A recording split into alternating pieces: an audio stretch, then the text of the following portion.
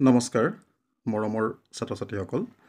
জ্ঞান hive YouTube চেনেলৰ অন্য এটা ভিডিঅ' তোমালোকক আন্তৰিক স্বাগতম জনাইছোঁ আৰু আজি এই ভিডিঅ'ত দশম শ্ৰেণীৰ ছমহীয়া পৰীক্ষাৰ এখন প্ৰশ্ন কাকত ইংৰাজী প্ৰশ্ন কাকত তোমালোকৰ মাজলৈ লৈ আহিছোঁ। প্ৰথমতে আছে section 8 choose the correct options from the following what does depth of operation create oppressed heights of character poverty lack of freedom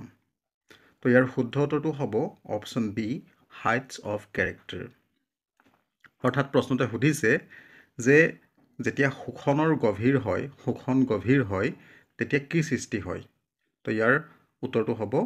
উচ্চ চৰিত্ৰৰ সৃষ্টি হয়। 2 নম্বৰতে আছে dash dawned bright and clear 10th April 10th May 10th June 10th July তো ইয়াৰ উত্তৰটো হৈছে অপশ্যন বি 10th মে 10 মে তাৰিখৰ দিনাখন ৰাতিপুৱাটো উজ্জ্বল আৰু ফটফটীয়া বা ফৰকাল আছিল। 3 নম্বৰত আছে how did Lencho work in his fields লেন্সই তেওঁৰ পথাৰত কেনেদৰে কাম কৰিছিল like an animal like a tractor like a machine none of this তো ইয়াৰ শুদ্ধ উত্তৰটো হৈছে option A like an animal জন্তুৰ দৰে তেওঁ কাম কৰিছিল অৰ্থাৎ তেওঁ খুব কষ্ট কাম কৰিছিল। 4 নম্বৰত আছে how much money was the postmaster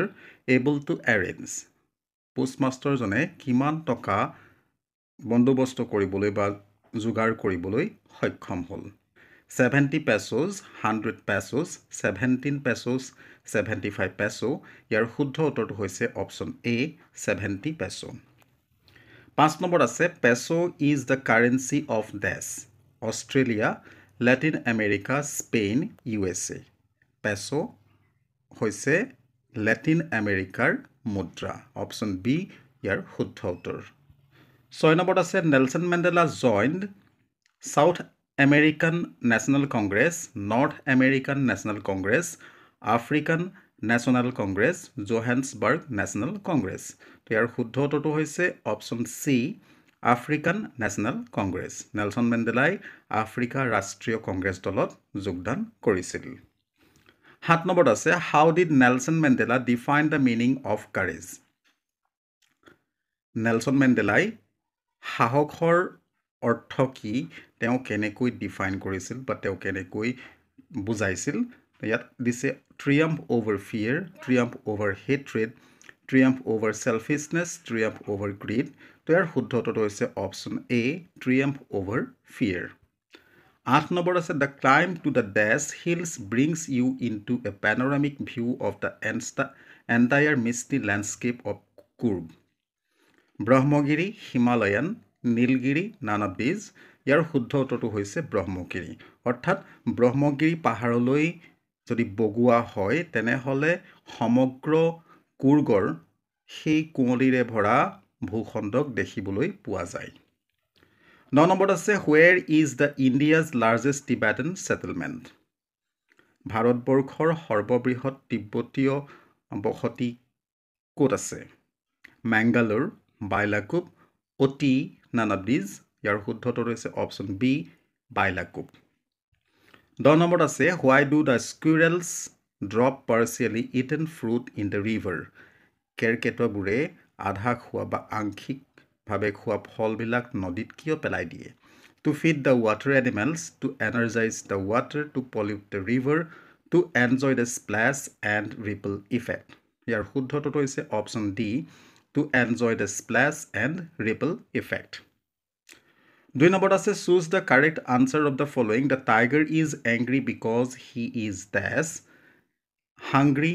ill beaten imprisoned তো ইয়াৰ উত্তৰটো হৈছে অপশ্যন ডি ইমপ্ৰিজেণ্ট বাঘটো খঙত আছিল কাৰণ সি বন্দী হৈ আছে। 2 নম্বৰত আছে the free tiger would terrorize the village people eyes black stripes teeth and claws huge body মুক্তভাৱে থকা বাঘে গাঁৱৰ মানুহবিলাকক কেনেকৈ ভয় খুৱাব চকুৱেদি কলা আঁচবিলাকৰ দ্বাৰা দাঁত আৰু নখৰ দ্বাৰা প্ৰকাণ্ড শৰীৰৰ দ্বাৰা তো ইয়াৰ শুদ্ধ উত্তৰটো হৈছে option C teeth and claws. Next আছে what is the meaning of placid placid শব্দৰ অৰ্থ কি পিচফুল ক্লামজি গ্ৰিডি জেলাছ তো ইয়াৰ শুদ্ধ উত্তৰটো হৈছে অপশ্যন এ পিচফুল শান্তিপূৰ্ণ চ' 4 নম্বৰত আছে what do animals bring to the poet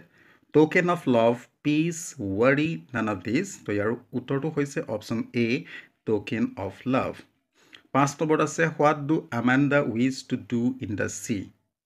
আমাণ্ডাই সাগৰত কি কৰিবলৈ ইচ্ছা কৰিছিল catch the fishes move slowly like a mermaid was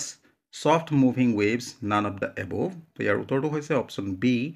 move slowly like a mermaid এজনী জল কুঁৱৰী বা জল পৰীৰ দৰে লাহে ধীৰে তাই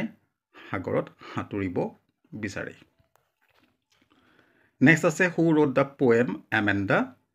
এমেণ্ডা কবিতাটো কোনে লিখিছিল তো ইয়াত আছে Leslie Norris John Berryman Robin Klein Robert Frost তো ইয়াৰ উত্তৰটো হৈছে লেজলি নৰিছ নেক্সট কুৱেশ্যনটো আছে what was the reaction of the boy at the loss of his বলটো হেৰুৱাত ল'ৰাটোৰ প্ৰতিক্ৰিয়া কেনেকুৱা আছিল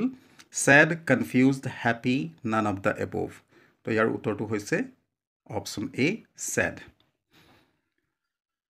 8 নম্বৰত আছে হাউ আৰ দ্য বয়জ আইজ ল'ৰাটোৰ চকুৰ কেইটা কেনেকুৱা স্পাৰ্কলিং ডাল ডেছপাৰেট হেপী তো ইয়াৰ উত্তৰটো হৈছে অপশ্যন চি ডেছপাৰেট 9 নম্বৰত আছে হোৱাট ইজ ডিফাৰেণ্ট এবাউট অচেবলৰ বিষয়ে অচেবলৰ পাৰ্থক্যটো কি he does not look like an agent he does not get messages slipped by dark-eyed beauties. He gets only a prosaic phone call for appointments in his room. All of the above. তো ইয়াৰ শুদ্ধ উত্তৰটো হৈছে option D all of the above. 9 নম্বৰত আছে হৰেছ ডেনবি did the job of making toys, making locks, writing books, making jewelry. হৰেছ ডেনবিয়ে তলা বনোৱা কাম কৰিছিল এটো হৈছে অপশ্যন বি মেকিং লক্স 3 নম্বৰত আছে very short answer to the following অতি চমু উত্তৰ দিব লাগে হোৱাট ইজ এপাৰ্থিড বৰ্ণ বৈষম্য কি তো apartheid is a political system based on the colour of skin 2 নম্বৰত আছে why did Lencho go out in the rain মই ইয়াৰ উত্তৰখিনি কৈ নাযাওঁ জাষ্ট তোমালোকক পঢ়ি দিছোঁ মই লেণ্ডছো বৰষুণত কিয় ওলাই গৈছিল name the Coorgi army general of Indian army ভাৰতীয় সেনাৰ যিজন সেনাপ্ৰধান কুৰ্গী সেনাপ্ৰধান আছিল তেওঁৰ নাম কি আছিল এটো হৈছে জেনেৰেল কেৰিয়াপা নেক্সট আছে হোৱাট ইজ কুপিয়া তোমালোকে এটো মন কৰিবা হোৱাট ইজ কুপিয়া আছে কেতিয়াবা কুফিয়াও আহিব পাৰে 5 নম্বৰত আছে what did the smoke trail of Impala jet symbolized Impala জেটৰ সেই ধোঁৱাৰ লানিয়ে কি সিম্বল বা কি চিহ্নিত কৰিছিল নেক্সট আছে what was the strange thing about Lencho's letter লেণ্ডছ'ৰ চিঠিখনৰ আচৰিত কথাটো কি আছিল তো এইটো হৈছে এইটো এড্ৰেছ টু গড ভগৱানৰ ঠিকনা বা ভগৱানলৈ লিখা where can the tiger see for food বাঘে খাদ্য ক'ত বিচাৰিব পাৰে হাউ ইজ লাইফ ইন টাৱাৰৰ জীৱন কেনেকুৱা what are the qualities possessed by the animals জীৱ জন্তুৰ কি গুণ আছে আৰু 10 নম্বৰটো আছে where did the ball land finally বলটো অৱশেষত ক'ত গৈ পৰিল এবাৰ আছে choose the meaning of the underlined words from the alternatives given below dash the ট্ৰেঞ্জিটৰী freedom ডেছ ইয়াত ট্ৰেঞ্জিটৰী ৱৰ্ডটোৰ অৰ্থ হৈছে lasting for a short time আৰু 2 নম্বৰত আছে ডেছ মাই হাষ্ট বেয়াৰ ডেছ ইয়াত আছে হাষ্ট শব্দটো ইয়াৰ অৰ্থ হৈছে চাইলেণ্ট আৰু 3 নম্বৰত আছে dash set on the crest of a low' hill crest মানে হৈছে টপ অফ এ হিল আৰু 4 নম্বৰত আছে and stares with his brilliant আইজ ইয়াত আছে ব্ৰিলিয়েণ্ট আণ্ডাৰলাইন কৰা তো এইটো হ'ব ভেৰি ব্ৰাইট 5 নম্বৰত আছে write whether the following statements are true or false তলৰ উক্তিবিলাক শুদ্ধ নে অশুদ্ধ লিখা the inauguration was for the installation of South Africa's first democratic non racial government এইটো হৈছে শুদ্ধ true only one national anthem was sung on that historic day এইটো অসত্য কাৰণ সেইদিনাখন দুটাকৈ ৰাষ্ট্ৰীয় সংগীত পৰিৱেশন কৰা হৈছিল বা গোৱা হৈছিল 3 নম্বৰত আছে Lencho had no' family of his own লেণ্ডছৰ নিজৰ কোনো পৰিয়াল নাছিল তো এইটো হ'ল ফল্ছ কাৰণ লেণ্ডছৰ পৰিয়াল আছিল 4 নম্বৰত আছে the Coorgi people are famous for the tradition of hospitality এইটো ট্ৰু কুৰ্গী মানুহবিলাক তেওঁলোকৰ যি অতিথি পৰায়ণতাৰ পৰম্পৰা তাৰ বাবে বিখ্যাত এইটো সত্য আৰু 5 নম্বৰত আছে the other name of Coorg is Kodagu এইটো সত্য কুৰ্গ বা কোৰাগু 6 নম্বৰ আছে give short answer to the following where is Coorg what is Coorg home to Coorg ক'ত আৰু কুৰ্গ কিহৰ ঘৰ কুৰ্গ ক'ত আছে এইটো আমি ক'ব লাগিব Coorg is midway between the coastal town of Mangalore আৰু তোমালোকে নিজে কৰি ল'বা মই কৈ গৈছোঁ অকল 2 নম্বৰত আছে what ideals does Mandela set out for the future of South Africa South আফ্ৰিকাৰ ভৱিষ্যতৰ বাবে মেণ্ডেলাই কি আইডিয়েলছ স্থাপন কৰিছিল 3 নম্বৰ বা কি তেওঁ চিন্তা কৰিছিল 3 নম্বৰত আছে why did Lencho say the rain drops were like new coins লেন্সোই বৰষুণৰ টোপালবিলাক নতুন মুদ্ৰা বুলি কিয় কৈছিল বা মুদ্ৰাৰ নিচিনা কিয় কৈছিল 4 নম্বৰত আছে who did Lencho have faith in লেন্সোৰ কাৰ ওপৰত বিশ্বাস আছিল why did the post master send money to Lencho post মাষ্টাৰে লেন্সোলৈ কিয় টকা পঠাইছিল 5 নম্বৰত আছে what twin obligation does Mandela mention মেণ্ডেলাই দুটা দায়িত্বৰ কথা কি উল্লেখ কৰিছিল আৰু 6 নম্বৰত আছে what did Amanda imagine doing as an orphan এজনী মাউৰা হৈ আমাণ্ডাই কি কৰাৰ কথা কল্পনা কৰিছে 7 নম্বৰত আছে what does Walt Whitman feel more at home with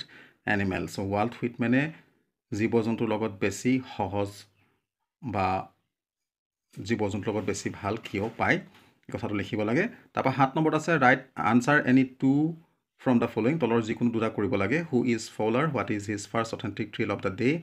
নেৰেট how Ausable manage to make Max believe that there was a balcony attach to his room তো ইয়াত 6 মাৰ্ক আছে